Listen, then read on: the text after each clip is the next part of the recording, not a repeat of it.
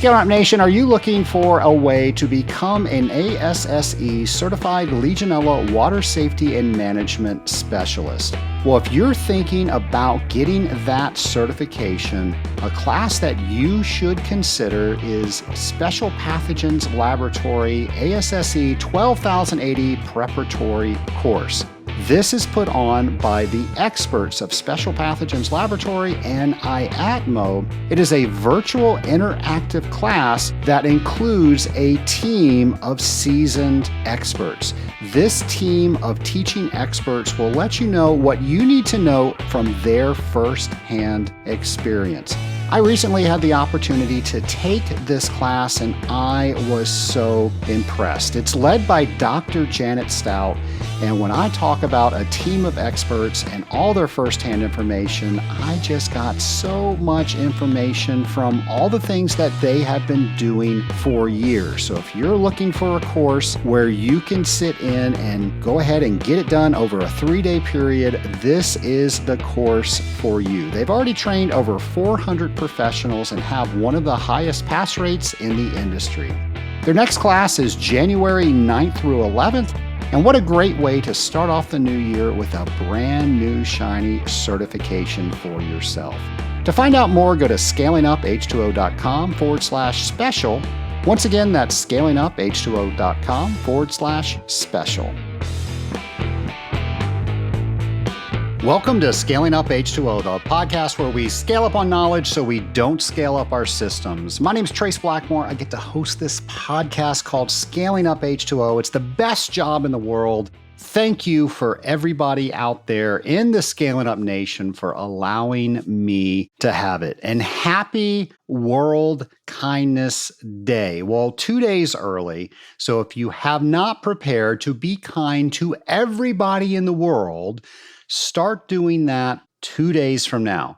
And hopefully we do that each and every day. I'm going to introduce my guest in a second. She's going to help us with being kind to everybody. But let's face it, that's our duty. If we're kind to everybody, everything else just works out.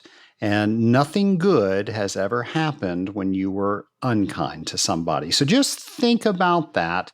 Nation, a few things about World Kindness Day. It's to help promote the importance of how we should be being kind to each other and ourselves. The purpose of the day is to help everyone understand that kindness builds us all up. It binds us all together. And this understanding helps us power the bridge between whatever we think we can't connect to something we can. I mean, think of all the arguments that you've had with somebody, all the disagreements. The fact of the matter is, you agree with more of what that person thinks than you know, and we have more similarities than we do differences.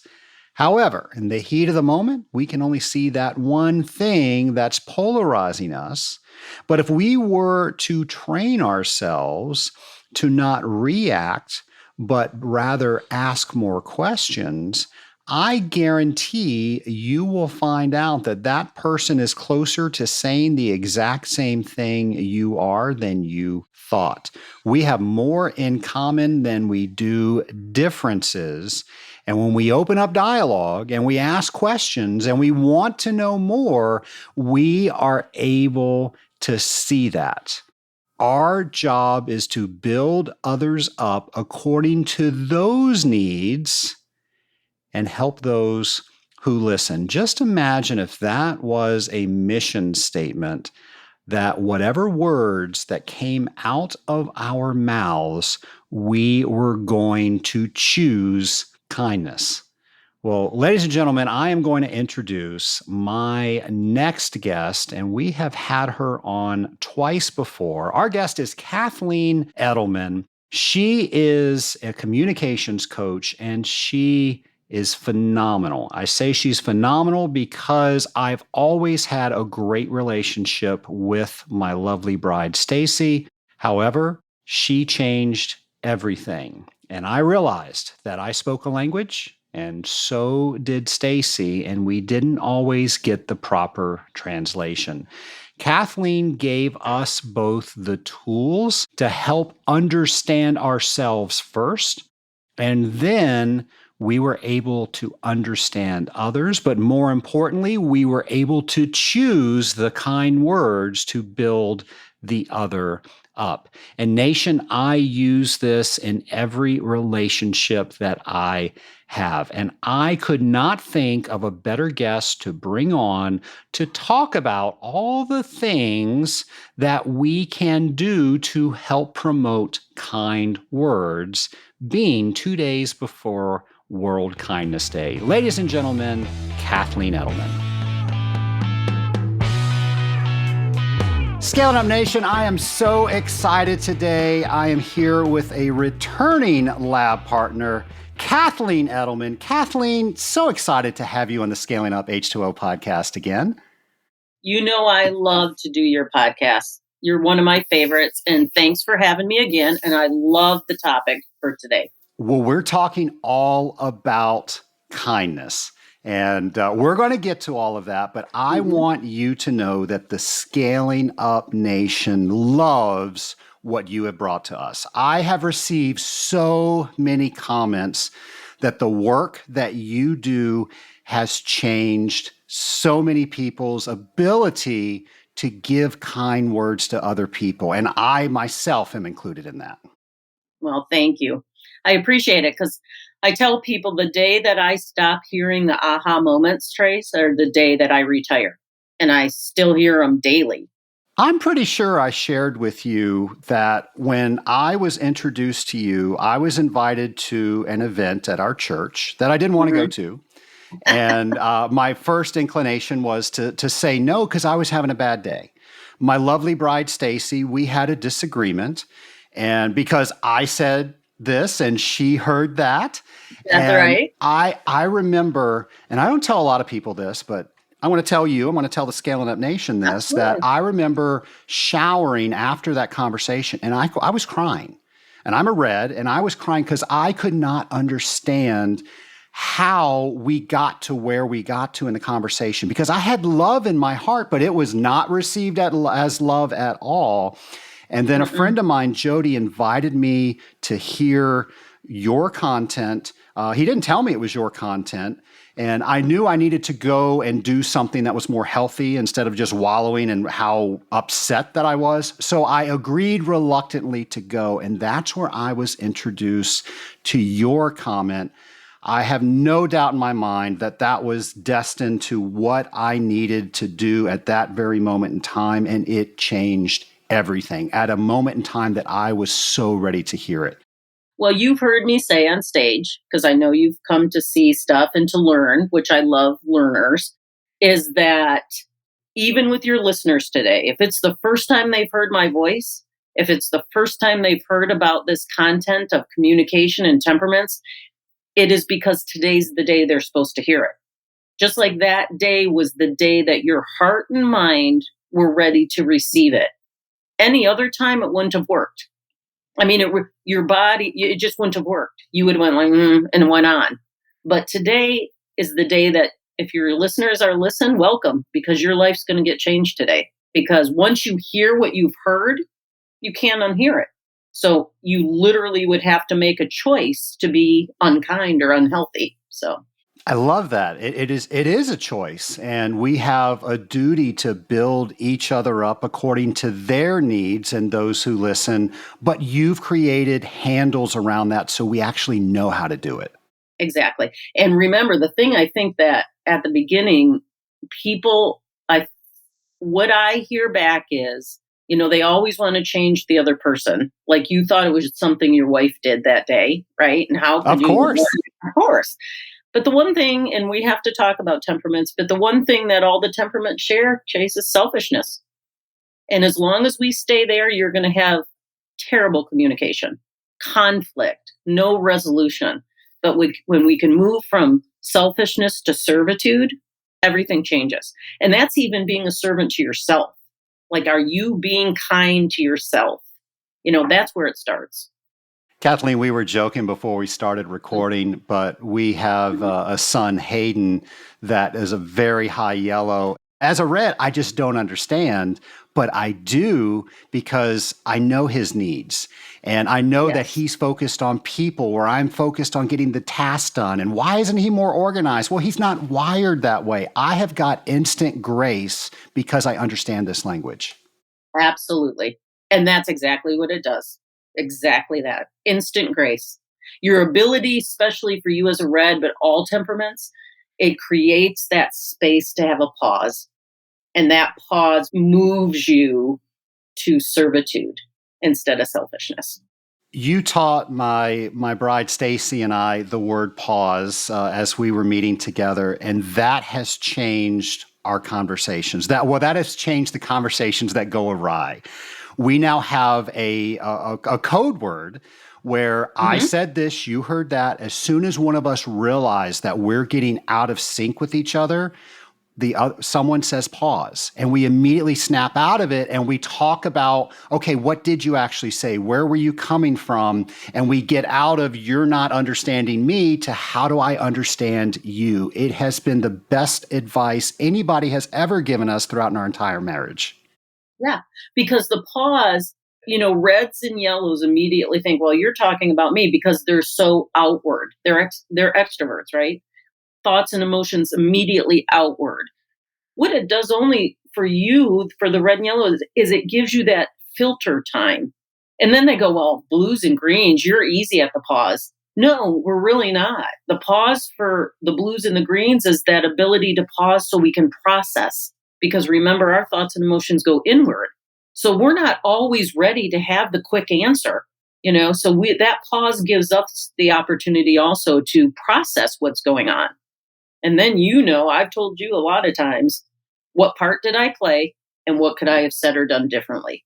What part did I play in this conflict and what could I have said or done differently? Because there's only one reason, one, that there's conflict ever. And it's because somebody's not getting their way, period. Let's not make it more complicated than it is. For today, I would love your listeners, if they have conflict, to pause and ask that question. Who here is not getting their way? That's what's causing the conflict. Such great advice. Well, Kathleen, in 2 days from now, it's going to be World Kindness Day. What does that mean to you? I hope it means what my heart hope it means, and that is that people just don't blow by that word. We have a tendency, and if you're reading scripture or a book, to just whip by words, thinking you know what the next sentence is or the next thing. And you and I know there's been a lot of talk about kindness.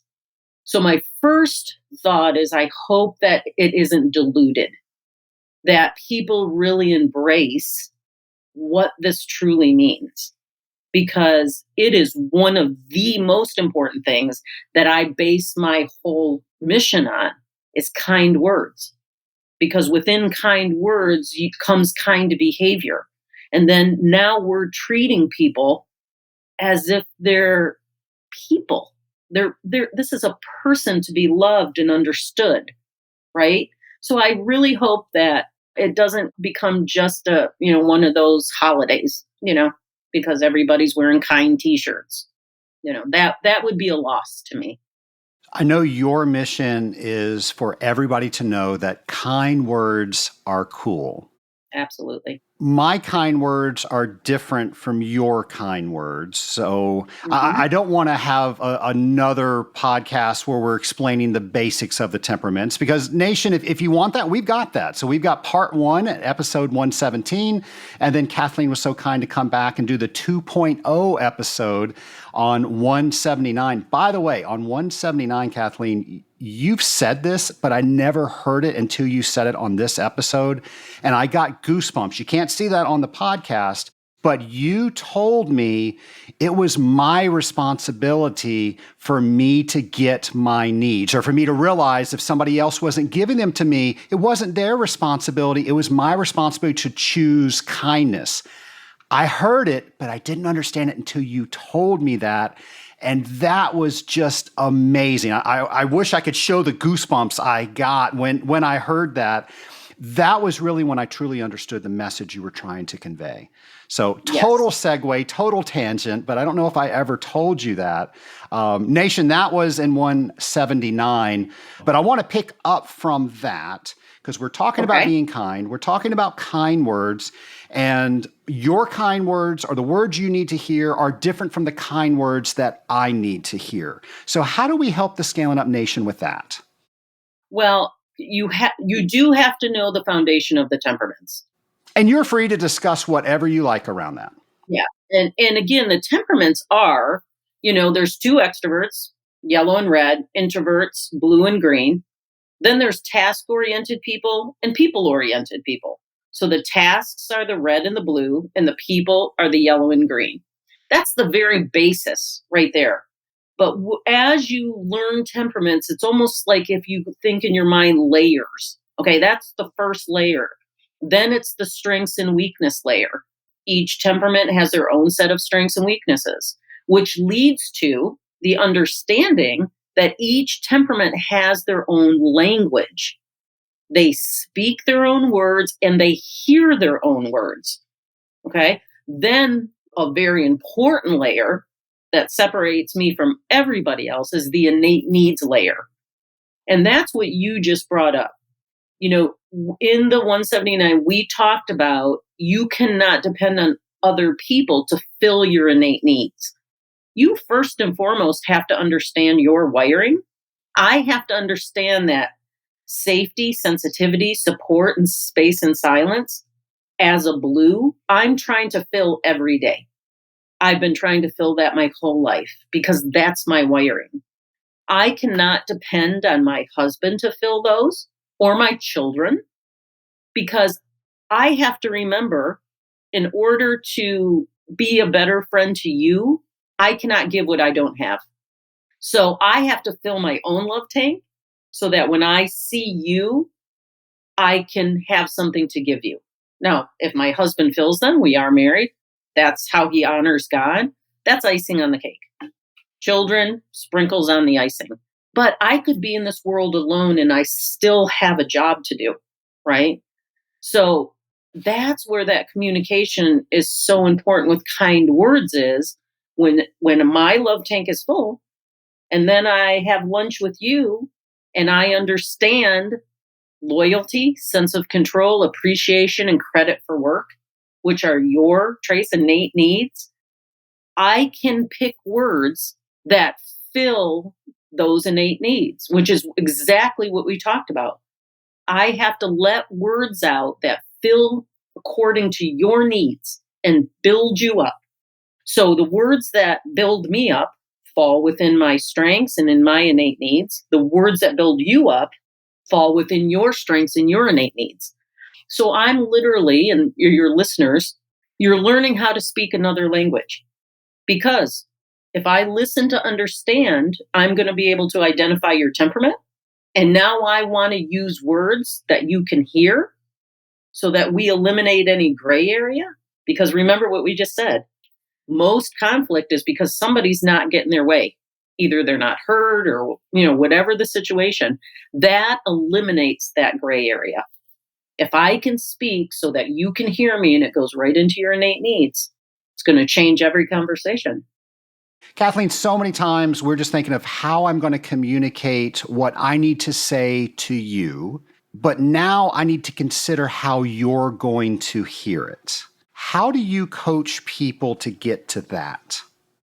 They have to really, truly understand the art of communication, too. Most communication is not intentional, it's unintentional because the person is just speaking out of their language. But if you want to be kinder to me in your communication, you are going to pause and you are going to practice words that I speak and that fill my innate needs. Because at that point, I can hear it. If you came into me and said, "Hey, I really admire that goal you did.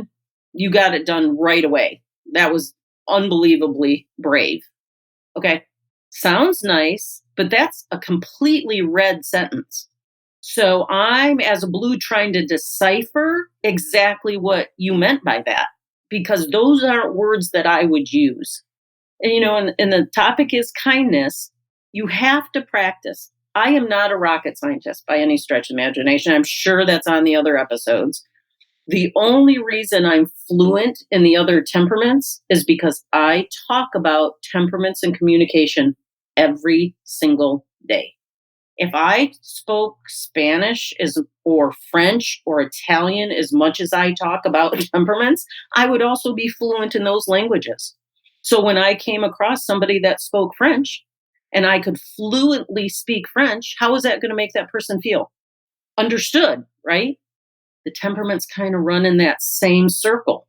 If I come across a yellow and I can speak yellow, I don't become yellow, but I can speak yellow, I am being kinder to that person.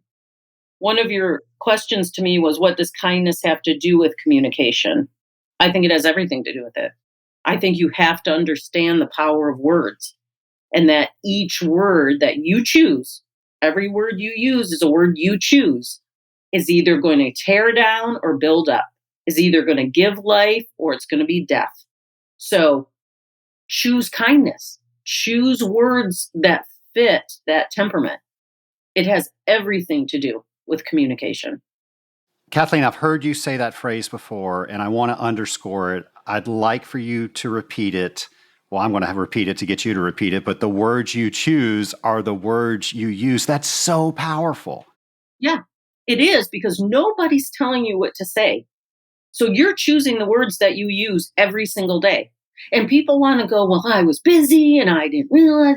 I mean, then the world starts pressing in, and what everybody does within their own temperament, they will blame.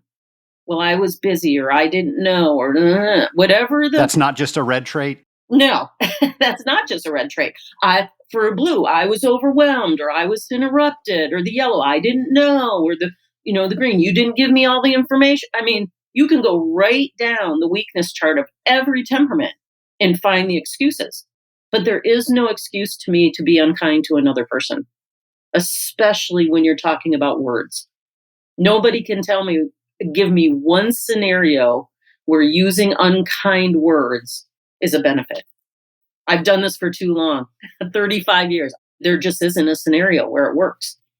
Even for a strong red, Trace, you are going to be, and you and I have talked about this in exhaustion, a red in their strengths is truly a dynamic leader worth following. Your listeners are extremely lucky that they're talking with you that's a healthy red. There you go. It puts you either as the healthy red dynamic leader worth following, or the bully on the playground. You're going to have many more people follow a red that's a dynamic leader worth following, or you're going to get somebody they're following out of fear. How is that going to ever be productive? It never is productive. And I can force people with a very strong tone and loud volume that the path of least resistance is just, hey, I'm going to do what he says, but they're not going to enjoy doing it. And they're definitely not going to include me in their thoughts as they do it, so we could collaborate together. And I guess that brings me to my next question. So many of our listeners are in business. And many of our listeners have brought this to their business. And that was the comment that I made at the top of the show, where I've gotten so much feedback of how it's changed, how they communicate with their team, with their family, with every relationship that they have. My question for you is, how have you seen this used in business? And if somebody's just listening today and they want to start something, they want kinder words, they want better understandings of all the relationships of the people that they have within their team, what's something they can do to start? So, absolutely fabulous question. And the question, again, is so perfect for the time that we're in, because I work with a lot of corporations, and all the other personality assessments tell you about you, right? And they're telling you if you're a high I or a high D, or you're an 8 or a 2, this is how you present yourself. And when you are, working in your strengths, or this is what you need, then you can create a positive atmosphere. There is a huge, huge difference, Trace, between positive thinking and kindness. Two totally different things. I want people to be not only kind to others, but kind to themselves. And how they can start doing that is truly understanding the power of words. And are they, again, lifting up or tearing down? Are they positive or negative? But we have to understand this new thing about it's not a new thing. Positive thinking's been around, but right now with mindfulness and everything and wellness in the school systems, we're hearing a lot of the word positive thinking and kind of mixed up with kindness. Well, first of all, we have to understand that within positive thinking, you have to understand that it's not just simply staying positive and believing in your dreams and good things are going to come your way. No. If we stay there, you're using the value of support. You're using the value of learning a lesson. You're losing the value of emotion or feeling, right? So first thing we have to do is we have to understand positive thinking just means it's your approach to unpleasantness. You want to be in a more positive or productive way of thinking. Positive thinking often starts with self-talk, which I talk about all the time. So self-talk is an endless stream of unspoken thoughts that run through your head. That's what self-talk is, okay? We want to understand, this is how we want to think of positive thinking. Positive thinking starts with self-talk, and some of your self-talk comes from logic or reason. Other self-talk arises from information, or it's created from the lack of information, right? So we have to think about, okay, what are we saying to ourselves? We have to think about what are the words that we're talking to ourselves? And are we talking negative? How do we know we're talking negative? Well, are you filtering out things? Are you filtering out all the good and only focusing on the negative? Are you personalizing things? When something bad occurs, you're blaming yourself or somebody else. Are you magnifying? Are you making big deals out of minor problems? Is it perfectionism? Are you making impossible standards for other people? So this is positive. This is what is positive thinking, self-talk, negative, positive. That is not kindness. Kindness is behavior. Kindness, the art of kindness, means harboring a spirit of helpfulness. It's being generous. It's being considerate. You've heard me say this. It's doing things without expectation. Doing things pure-hearted without expectation. Kindness is a quality of being. It's an act of giving kindness to another person. It's positive. It's healthy. Do you see the difference? Positive thinking can lead to the behavior of kindness.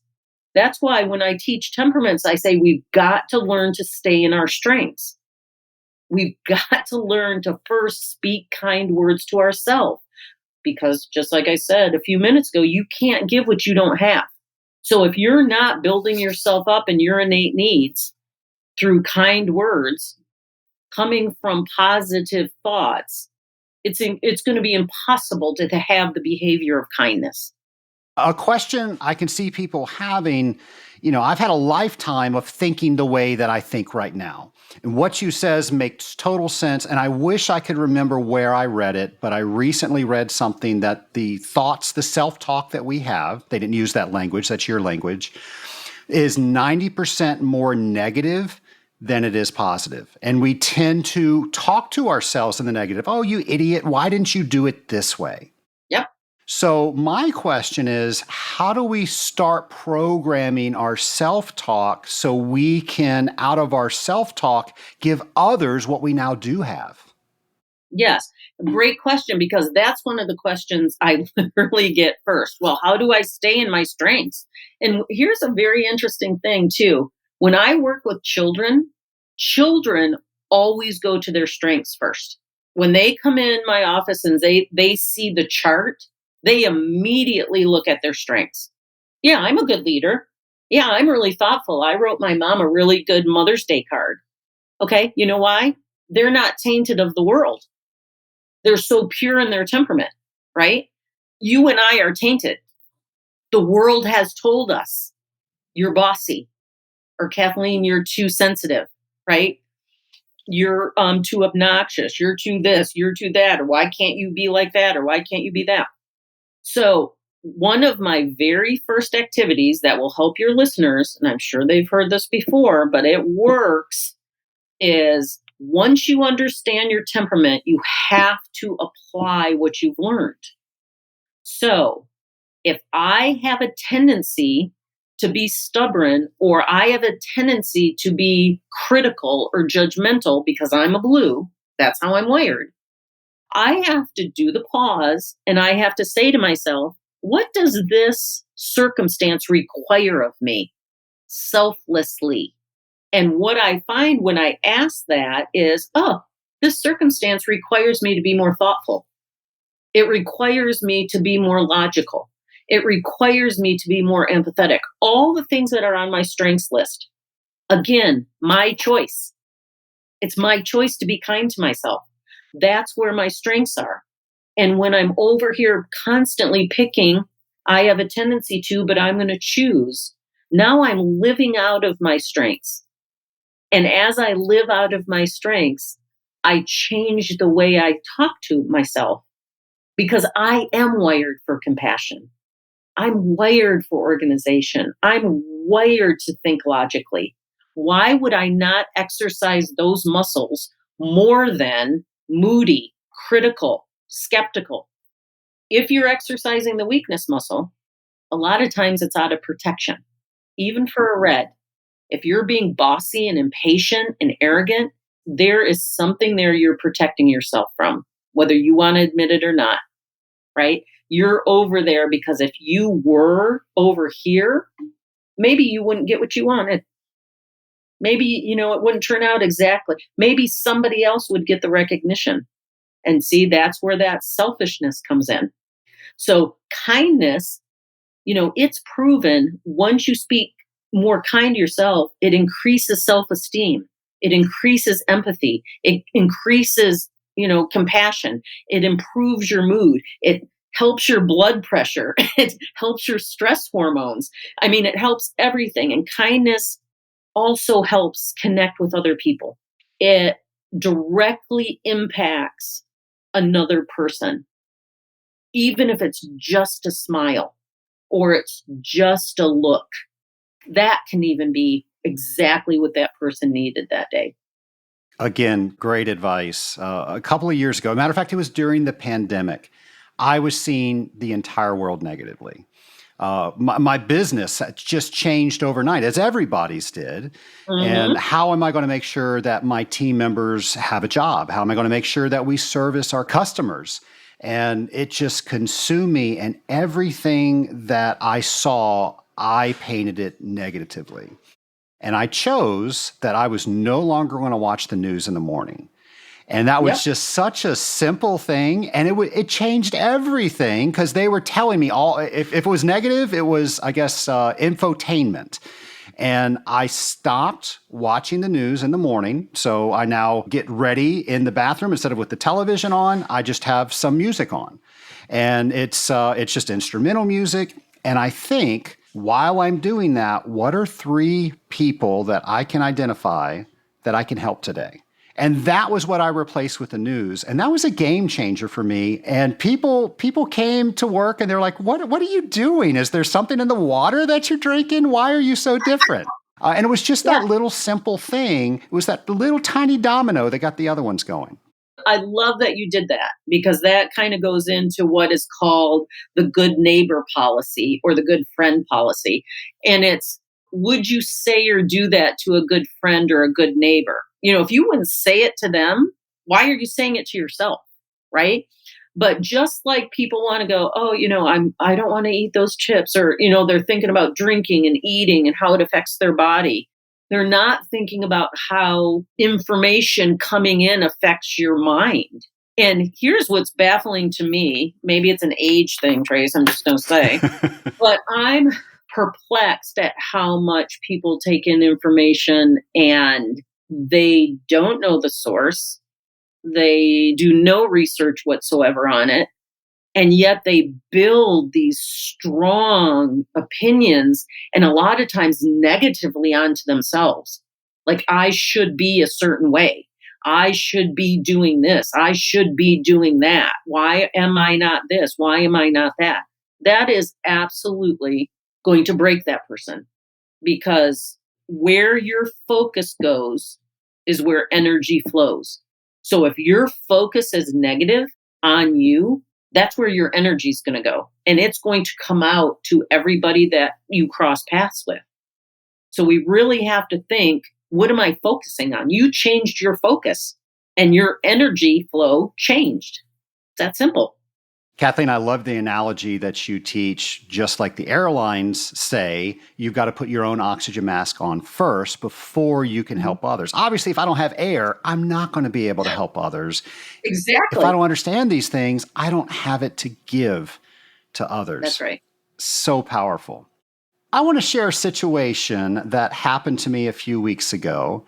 And I'm kind of curious what I could have done, because it did upset me. So I was in Walmart, of all places, with Okay. with Hayden, and we were getting some school supplies. By the way, the school supply list never ends. There's always something else that they need. I don't know how that I happens. agree. So we were getting like item 20 on the list after we thought we were done with item 11. So this was the fifth time we Right. were at Walmart.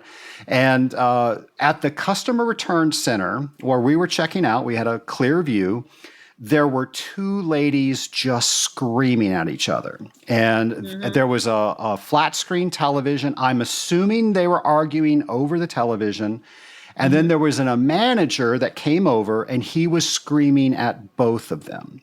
And it made me sad. It made me sad because there Yeah. was no kind words there. There was no consideration of the other person.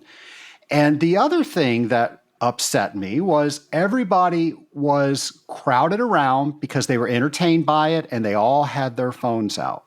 Yep. And Hayden started to do that. And I said, "No, sir, we are not doing that." And we left the store. And he asked me, "Why are you so upset over that?" And I didn't have the exact words to truly allow him to know what I was feeling, but I told him I was saddened that nobody was trying to build the other person up. And that got to a place that it should have never have gotten. And I don't even understand what happened, but I'm curious, you knowing that little bit of the story, what can I do to better that in the situation? Should I have done something to help those individuals? How should I have coached Hayden on what I saw and why it upset me? Mhm.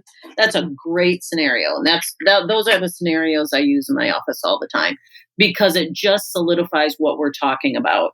And that is selfishness. What you saw was selfishness. Everybody trying to blame the other person, right? There was no pausing going on. And all those people probably thought they were right? Most miscommunication isn't intentional. Everybody was just trying to push their point. One thing that I think you took, and I think you even had me repeat this when we first met and you were in my office, as I said, as soon as you start yelling, the conversation is over. The minute anybody raises their voice, you might as well walk away, because whether wherever the dysfunction comes from, and to me, it's just not understanding the art of communication. That's what was happening there. The dysfunction of bad communication. Here's the problem with that is when it's escalated and when their voices have went up and they're in that selfish mode, you cannot talk to dysfunction. It is extremely difficult to walk into that scenario without a shock value, is what it's called. Like something would have to like make a loud sound or distract the conversation for you to have one little sliver to be able to slip in and put out the fire. Otherwise, anybody who walked up to that is putting gasoline on the fire. You almost have to have it smother itself. Do you see? Now the people coming around, this saddens me. Instead of coming around in a sense of calmness, like just a calmness of, I'm here to help when you're ready, like I'm here. We have a society now that cannot wait to put negativity on social media. And then it's going to be like, oh, look at these Karens or look at this. Okay, what is that in turn doing? It's speaking unkind words into your mind just watching the video, right? Because then we kind of go into the store expecting that. That saddens my heart that we would go into any place and expect that kind of behavior to another human being. So the second part of, could you have done anything? Not without the help of a distraction. You could not have just walked up and started talking to these people without a whole higher level of communication skills. All anybody could have done at that point was break those people apart, separate them. For Hayden in the car, though, this is a perfect example of how are we going to take what we just saw and learn from it. What did we like about it? What did we not like about it? What would we do if we were in that situation? How would we handle it if someone spoke to us that way? That's what you go through. Because then when he's in a situation at school where someone raises their voice or somebody puts their face in his face, he has something in his satchel that he can draw on. We have a 4-second default. If you're not putting things in your satchel to respond to different crisis or trauma or emergencies, you're going to freeze. And it's in that freezing that people kind of sometimes lose their mind. They just, because then the selfish, you're not listening to me. This is my right. This is what I should be getting. Actually, if you went invisible and you went inside those 3 people, you would literally be hearing the same thing from 3 different people. It's mind-boggling. They're all kind of saying the same thing, but hearing nothing. So I would go through those questions with Hayden, like, what did you see? How do you think you would handle that situation? How does that affect your innate needs? Like, what would you have taken a hit as a yellow? Would it have been acceptance or approval? How would you have leaned into another temperament? Just the whole thing. Just talk about the different languages. Because then the next time he's going to be prepared. So good. So good. And I'm thinking that I was so upset by seeing this. I didn't use the opportunity that I could have had with him using that language. I was so upset. I only had tone and volume to give. And I guess that immediately put me in my weaknesses. Exactly. And I missed an opportunity. So I desperately need to continue to work on myself, as I'm sure we all do. And I'm going to help you right this minute. Your words just now were, I only had tone and volume. Did you only have tone and volume? You presented only tone and volume. True. But you could have chose what? That's what you have to ask yourself. You're right. You're right. There's a whole list of incredible strengths that I have. You have incredible strengths. Incredible strengths. Exactly what made you sad was what made me sad as a child, which propelled me to do what I do for a career. Because exactly what you witnessed to me is absolutely unnecessary. In fact, the Dalai Lama says, be kind whenever possible, and it is always possible. I love that. See, we just cannot get out of our own way. That's the thing. We just cannot put another person first. I mean, really, even the kids that did video that and put it on, they're watching to see how many likes they get. It's incredible. Kathleen, I thank you. We always turn the podcast interview into a coaching session for me. So thank you for that again. You're welcome. Kathleen, let me ask, we're in a work person shortage. People are always looking to hire new talent, new team members. And when we do find somebody, how do we make sure that that right person understands that we're the right team? How do we use kind words for them in a hiring process? I love that because I think my business has tripled in the HR field since COVID. And because of this, it's not, again, I love the word kind words. I think we have to understand the broad spectrum of what that means in a business. Does that person feel like, first of all, I would suggest everybody does a temperament assessment when they're hiring, not a personality assessment, but a temperament assessment. Right then out of the gate, the person feels like you're asking them to understand them better, right? Then when you create an atmosphere that is safe and where people understand, like I cannot tell you how many businesses I know that are putting a color under the person's name at their office door. It just allows that the person coming into the office or into the room, just that pause, that almost subconscious pause. Hey, I'm going into an office of a blue person. They do not like to be interrupted. Details are important to them. They're sound sensitive. So I'm going to talk quietly. If your new employee sees that it's a constant daily learning of speaking and understanding other languages, because really what you're doing is you're trying to have that temperament thrive. If you have a green employee and you're showing them harmony and respect and feeling of worth, you're going to have a green employee that's bringing their best, because they're going to feel like when I'm at work, when I leave it, I really feel like they understand me. Like they're not trying to make me be something I'm not. And within that, you get the best out of the employee. Just like when you and I talked marriages. When we're dating your lovely wife, you had your strengths on the table. What made you a catch to her, right? The minute people get married, though, weaknesses start to rear their head and you start to change that person to be more like you. That also happens in the workplace. You think you have a successful business and now you're thinking every employee has to work like you do. It's not going to work that way.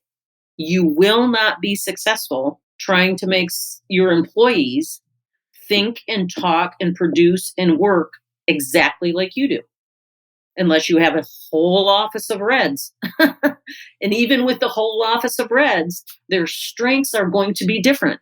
They're wired for the same strengths, but in their design, different strengths are going to manifest themselves for their success. So just a place where people know that they're heard and they're understood will change your business 1,000%. It's going to change your business 1,000% if your clients feel that way. They'll hang up the phone and go, gosh, there's something about that company. And if they know nothing about the temperaments, they really don't know why. But it's because you understood their wiring, right? But remember, I always have to say, we never use temperaments as a weapon or an excuse. We're not manipulating these people. We're identifying their temperaments so that we can love them better by using kind words. That's what's going to make your business successful.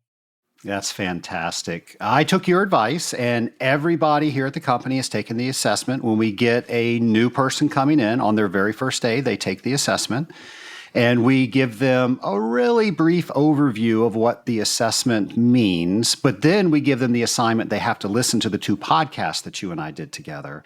And then as we're training them through the week, and our first week is not so technical. It's more about how we work as a team together. It's all within their language. The trainers in my team, they're all coached to know how to speak to a green. By the way, most of the people that work here are greens, which is the opposite of red. I think that proves that God has a sense of humor. We've got every color here, but more greens than anything else. Yeah. And just that advice that you gave me, we've got such a better team here. We've got a team that when somebody else is dealing with something, whatever it is, they want to help that person. That's right. And people enjoy coming here because we're helping each other with life. We just happen to work together. It changed everything. Thank you for that. Absolutely. Because here again, there's only 4 different kind of temperaments, but we absolutely require all 4 to be successful. I mean, my strengths aren't your strengths. So when we lean into each other, we become more victorious. I mean, it's just that simple. I might be successful on my own, but if I lean into the strengths of the other temperaments, I'm going to even be more successful. But how do you do that? That's where that humility comes in. Absolutely. Kathleen, let's end on this because you came up with a new book, and I guess it's not new anymore. It's newish. Newish. It is the Grown-Up's Guide to Kids Wiring. Right. And I bought that before Hayden came into our lives because you told me, hey, it has kids on the title, but it is about humans. Yeah. So here's some red advice. We need to let people know that this is how to communicate. This is all your knowledge out of your head into book format, and everybody needs to own this. I totally agree. And it was a little bit, here's the thing. The first part of that book is set up like I said this, you heard that. You can do it as a study in a small group or at your work. There's the free videos. It's exactly set up the same. What I'm finding, Trace, though, is people are not taking advantage of the first part because they're going right to the reference part, which is color coded. It's 50 pages of my brain dumped on to a book, right? And so all you do is flip, like you would go to the yellow for Hayden. It's 50 pages of how to understand yellows. What people do not realize is what was said over you as a child, you are carrying into adulthood. So there was something said over an 8-year-old Trace that you are still thinking about now, whether it was good or bad. And unfortunately, a lot of times the things that you carry through life are not good. So you might have heard as a red, you might have heard, Trace, why are you so bossy? Why are you always telling people what to do? Give somebody else a turn. Okay. All those little statements to an 8-year-old Trace, you are taking into adulthood. So this book, adults think that it's just about understanding kids, but they were kids once. And as they read through this, they are going to identify themselves and they're going to say, wow, I took a hit when I was 9. Or when that coach talked to me like that, now I see how that's affecting me. Or when that teacher said that to me, that really built me up. Or when my parents did this, I really feel like they didn't understand me because everybody was a kid. So it's a little bit of a maneuver on my part to understand as an adult, you again cannot give what you don't have. So as you're teaching and you're understanding children, you absolutely 100% are going to learn yourself. And that was the design of that book. It is fantastic. And it is, I think a lot of people use it where they've done the workbook. I said this, you heard that. Mm-hmm. And then you're right. They go straight to the references, the color coded. By the way, I love how you did that. All the reds are in the red section, the blues are in the blue section. But I had never considered what you just said. Yep. And I will tell you, I remember things that my father told me when I was young. I remember things that my stepmother told me that still haunt me to this day, that get me into a mindset that gets me in trouble with my marriage. Exactly. Never thought about it that way. And I am one of those people that did not take advantage of the book the way you just described. But next time we get together, I will have a different report for you. Yes. And I hope you do, because the adults in the videos represent parents, teachers, coaches, counselors, but they also talk about when they were children. So it's a very dynamic study that me and my team have to be better at marketing it that way, because people love the reference part. They just do. But I really want them to take advantage of the first part as well. Kathleen, if people want to find out more about what you do and how you help people, what do you want them to do? Well, they can absolutely go to any of the social media that's run for I Said This, You Heard That. They can contact my assistant, which you can put on your information sheet. Absolutely start with the books. I wish I could talk to everybody personally. I do see some clients, but there's events everywhere, always. drop in on an event, send in or email a question. I do my best to answer every question still personally. But what I would really encourage people again is do it every single day.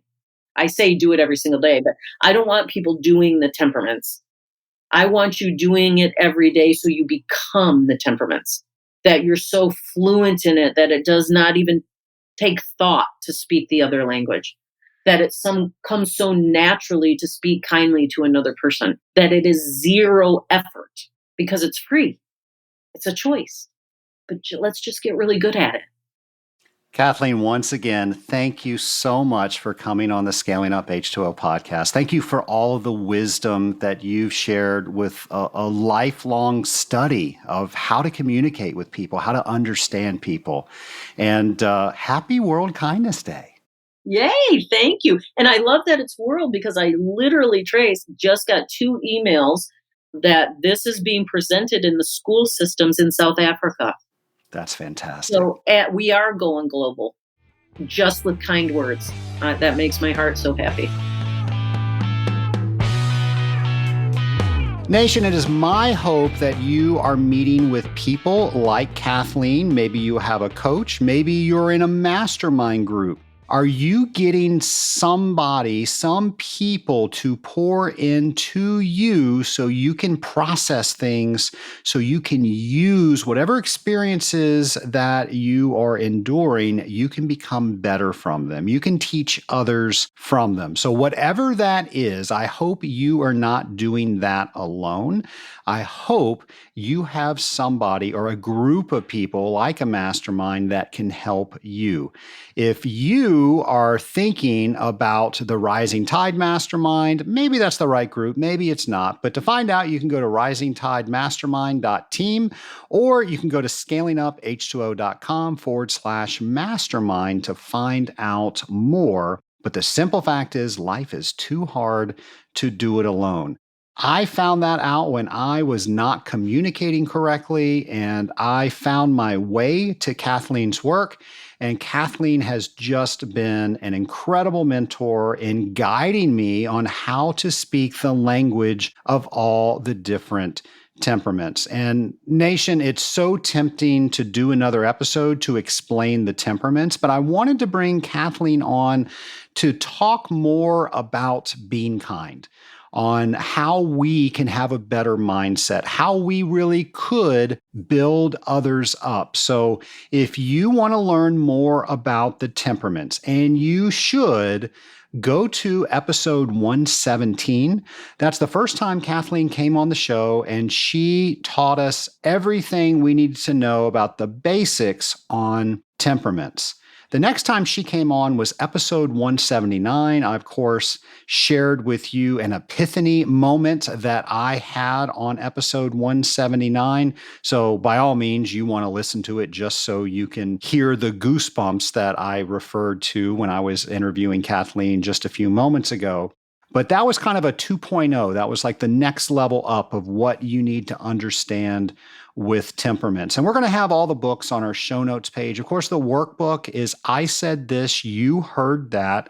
It is a fairly simple workbook to work through, but you're going to do a lot of thinking. So even though it's not a lot of work in the workbook, of course, you're going to be filling some things out and answering some questions. There's a lot of thought that goes into it. And if you truly process all of the things in the book, you are going to build that foundation that Kathleen was talking about that allows you to respond better, that allows you to choose to give kind words. And of course, more information on Kathleen and all of the items that we talked about today are going to be on our show notes page. That's scalinguph2o.com. And we will have all of that for you. I know most of you are driving, so the last thing we want is for you to take your hands off 10 and 2 and go into a ditch. Nobody wants that. We've got all the notes for you. Just simply go to the show notes page, scalinguph2o.com.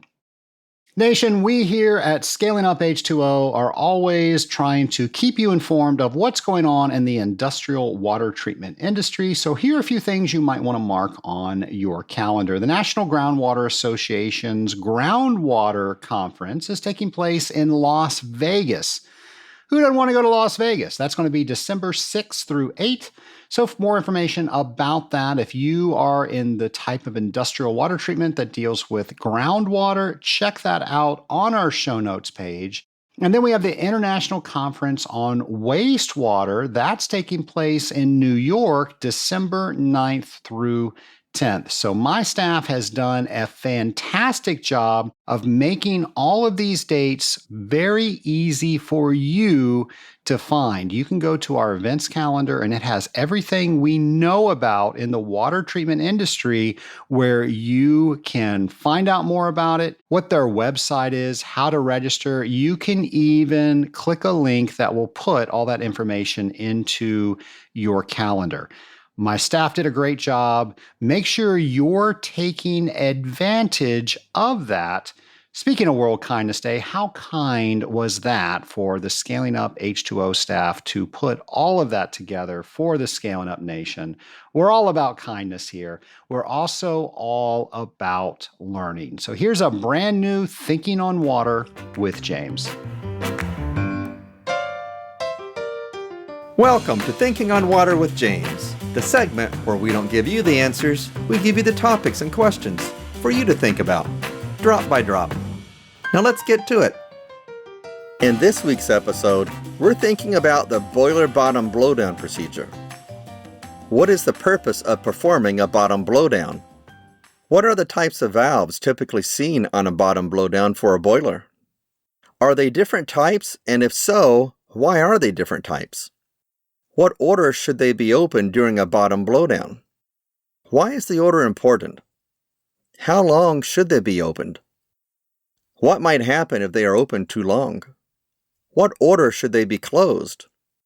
Why is this order important? Take this week to think about boiler bottom blowdown and the whys and how it is performed. Be sure to follow hashtag TOW22 and hashtag ScalingUpH2O to share your thoughts on each week's Thinking on Water. I'm James McDonald, and I look forward to learning more from you. Well, thank you, James. Nation, I hope you celebrate World Kindness Day. The first World Kindness Day was in 1998, and now countries all over the world celebrate it. And I'm sure Kathleen will join me in this thought. I hope soon every day will be World Kindness Day. And that starts with you. It starts with me. And all we have to do to make that happen is to be kind to somebody else. And Kathleen gave us some great tools so we can do that. Nation, I hope you use those tools as handles to take out of this podcast into the world and be kind to each other. I'll see you next Friday, folks. Why do we call our mastermind the Rising Tide Mastermind? Well, I know you've heard me say before, a rising tide raises all ships. That's one of my favorite quotes because it's so true. The better we do, the better somebody else can do, and vice versa. That's exactly what the Rising Tide Mastermind is. It's our members helping other members to achieve success and to get there further and faster. To find out more about the Rising Tide Mastermind, go to scalinguph2o.com/mastermind.